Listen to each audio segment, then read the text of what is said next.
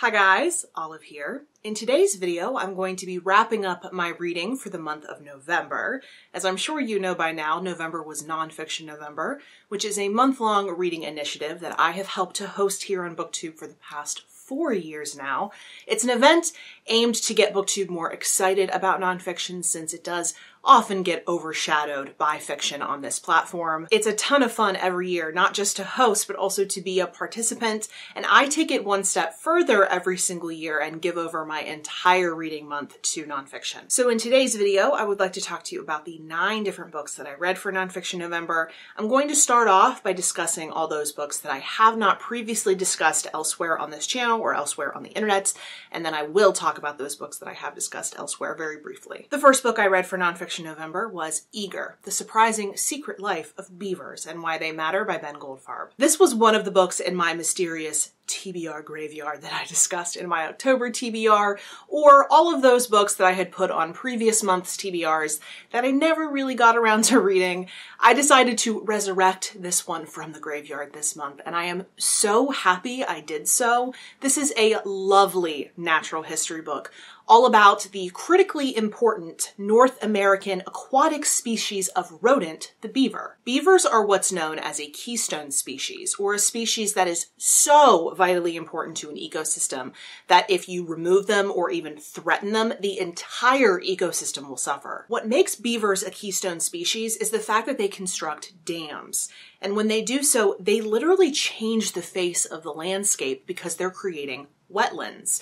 Wetlands act as a habitat for countless other types of animals and plant life. It purifies polluted water. It acts as a carbon sink or absorbs excess carbon from the environment. There is no way to overstate the importance of wetlands or beavers. But unsurprisingly, even though these big rodents are so important to the environment, they have been threatened by humans who are killing them for their fur or killing them because they don't want them building wetlands where their house stands. This book is all about the science of beavers, their importance in the ecosystem, and also about this tenuous relationship with humankind that has resulted in beaver numbers going way down in North America. But the book also discusses what's being done to ease tensions between the two species. It is a fascinating, engaging read that especially North American readers should pick up to learn about their critically important neighbors. The second book I picked up during Nonfiction November was From Here to Eternity, Traveling the World to Find the Good Death by Caitlin Doughty. This is mortician and YouTuber Caitlin Doughty's follow-up to her very successful memoir, Smoke It's in Your Eyes, which has been very popular here on BookTube. This book is part travel memoir and part cultural study because in the book, Caitlin Doughty travels to a variety of different places to learn more about non-Western attitudes toward death. But that doesn't mean she didn't also travel to locations within the Western world to learn about evolving attitudes toward death. She starts out by visiting an outdoor pyre in the Southwest United States. She also dropped in on an evolving project in North Carolina that is trying to figure out how to compost bodies. But then she also travels internationally. She visits a region in Indonesia where loved ones are mummified and periodically removed from their resting sites to be cleansed and visited with. But then she also visits Japan and visits this very new high-tech building where cremated remains are being kept.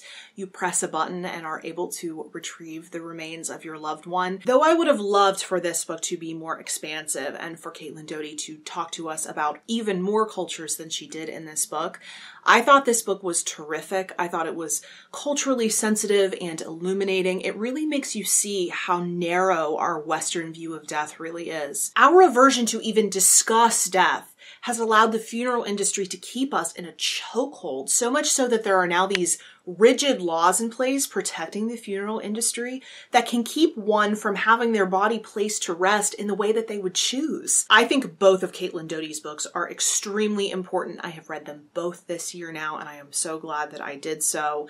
Although you may not agree with all of the practices that she discusses in this book, I think it will force you to re-examine your attitudes toward death in a way that I think all of us Westerners really need to. The third book that I finished during Nonfiction November was The Triumph of Seeds by Thor Hansen. I was so excited to pick this book up after falling head over heels in love with his other book, Feathers, earlier this year, and this one did not disappoint. This book is exactly what you think it is, a natural history of the seed, something at once completely ubiquitous, yet vitally important for life as we know it. Hansen consulted scientists, farmers, and historians to write this examination on the humble seed, something that we all take for granted, but it is something that has allowed our society to flourish in the way that it has. One of these scientists that he speaks to calls a seed a baby in a box with its lunch. Parent plants make an investment in their offspring by putting food energy into the seed, a fact that other living things have exploited by eating those seeds to get that energy. But we humans don't just use seeds for food, and instead we based our entire agricultural tradition around them,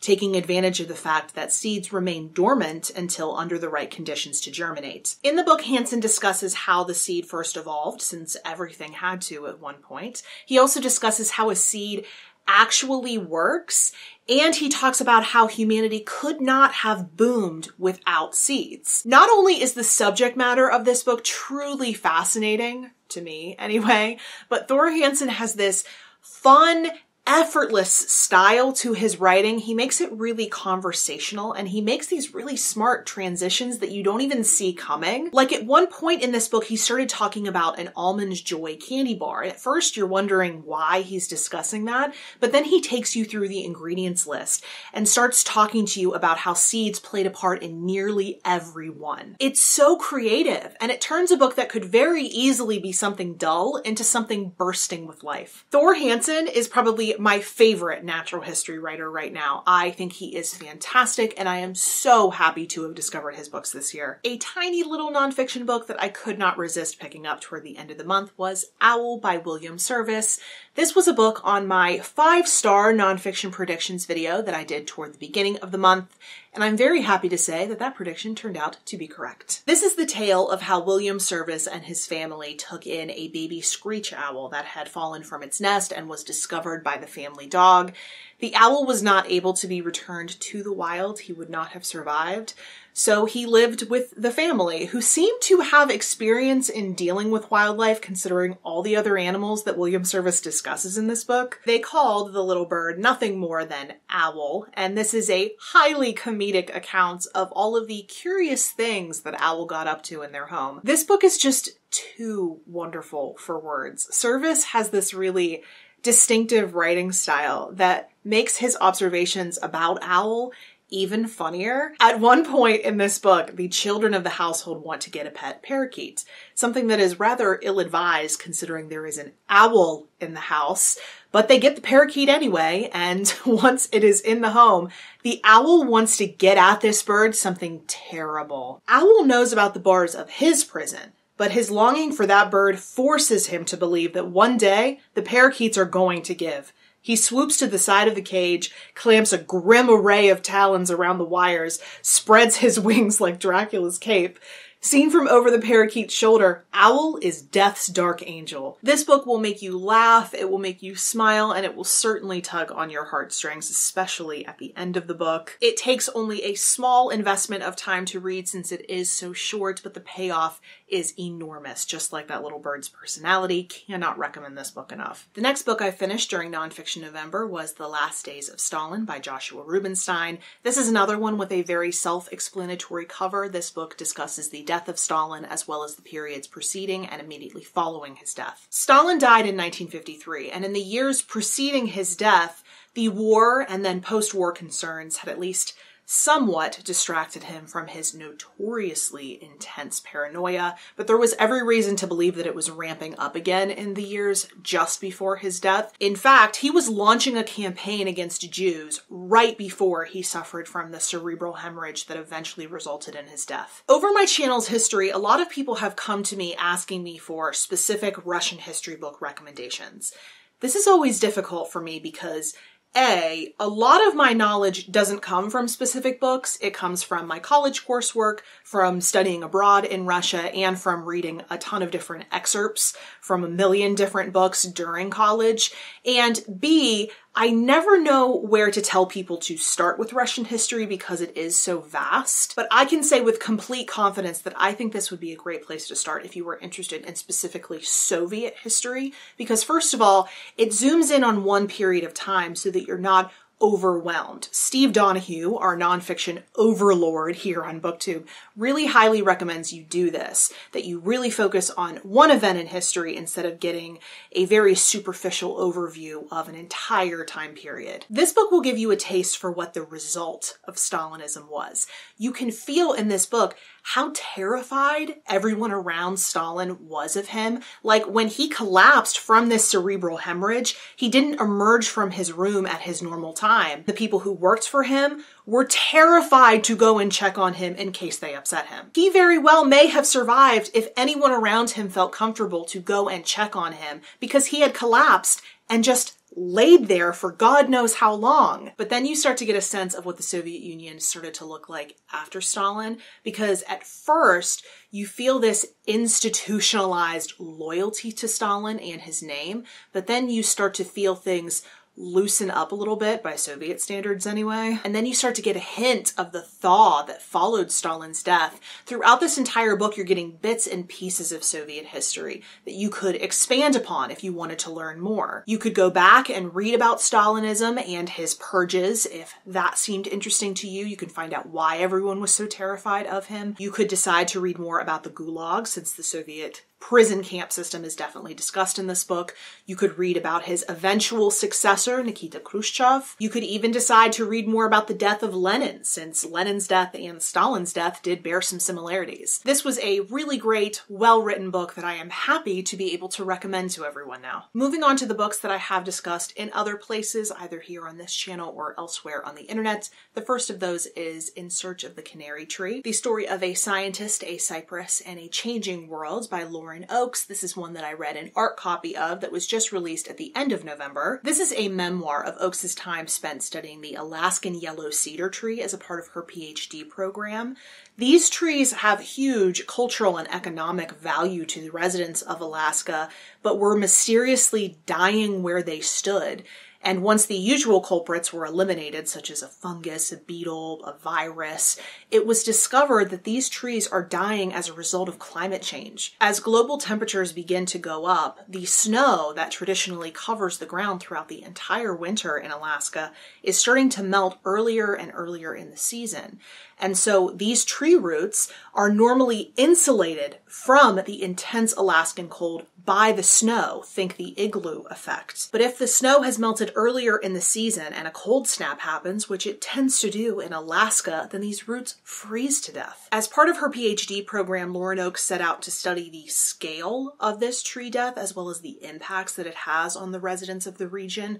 So in this book, we do get the science, the results of her studies, but this book is way more focused on the emotional impact that the death of these trees has. It also discusses climate change as a whole and how we can all feel very divorced from it, even if we see how big of a problem it is, because we don't get to see the real life impacts that it is having in our own time because we're not necessarily feeling it yet. This book is a way for climate change to seem real and personal because it is having a real impact on these people's lives. These trees that mean something to them are dying right before their eyes because they can't survive the cold without the snow. And while it sounds like this book would be depressing and doom and gloom about climate change, it is so beautifully optimistic. Lauren Oakes champions the idea that we need to be looking at what the world is going to look like as climate change continues to occur. She says in this book that we can choose to adapt to our changing world, and I think that's a really beautiful way to look at this inevitability that awaits us. I think that if you, like I did, enjoyed Lab Girl by Hope Jahren, that this book is definitely for you. And if you would like to hear even more about this book, I did a full review of it for Open Letters Review, and I will put a link to that down below. And now moving on to the last 3 books that I read during Nonfiction November, all of which I have reviewed in full here on this channel, so I will only briefly talk about them. The first one is Barrel Aged Stout and Selling Out, Goose Island, Anheuser-Busch, and how craft beer became big business by Josh Knoll. This is an account of how the biggest beer company in the world, Anheuser-Busch, bought one of the first very commercially successful craft breweries, Goose Island. This book is all about the renaissance of craft brewing in the United States. It is a history of this specific acquisition and how this acquisition affected the relationship between macrobreweries and microbreweries that we still see today. It is a really interesting book, especially if you like beer, but I do need to warn you that it mainly focuses on the business element. I made a whole video dedicated to reviewing this book with my friend Josh, not the author, just a beer enthusiast. I will link that down below if you would like to watch it. I also read She Has Her Mother's Laugh, The Powers, Perversions, and Potential of Heredity by Carl Zimmer. This is a big book all on inheritance, both genetic and social. It starts with the basic scientific discoveries about heredity that you likely have already heard of, but advances through the eras to give you a sense of what genetic science is up to in the modern day. But in this book, he also attempts to name culture as a type of inheritance, which was ambitious but ultimately distracting. If you would like to hear more of my thoughts on this book, I did a whole review of this one as well, and there's an added bonus in that video of me revealing my own Ancestry DNA results, so that will be linked down below for you as well. And the very last book that I read for Nonfiction November was Midnight in the Garden of Good and Evil by John Berendt. This was a book off of my 10 most popular books on my TBR list video that I did earlier this year that I wanted to make a priority. This is a work of true crime that focuses on the murder of a young man in Savannah, Georgia in the early 1980s. It is a case that the author had a large involvement in. However, I found this book to be just as much about the unique city of Savannah, Georgia and its colorful residents as it was about the crime. I did really enjoy the experience of reading this book, but I ended up having some questions about the validity of what I was reading. If you'd like to hear more about that, or you'd like to hear me compare this book to its 1997 movie adaptation, I did a review/comparison video of both of those, and that will, of course, also be linked down below. So those were all of the books that I read during Nonfiction November. I think it was a very successful month for me in every regard. I do want to thank everyone who participated in the events.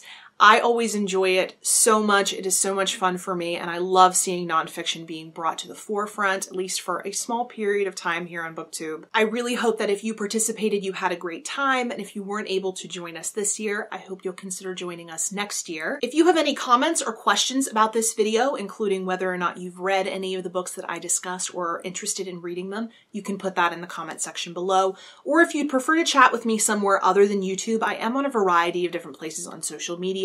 The links to all of my profiles are linked in the description box below. Thank you so much for watching. I hope you're having a wonderful day, and I will see you in the next video. Bye.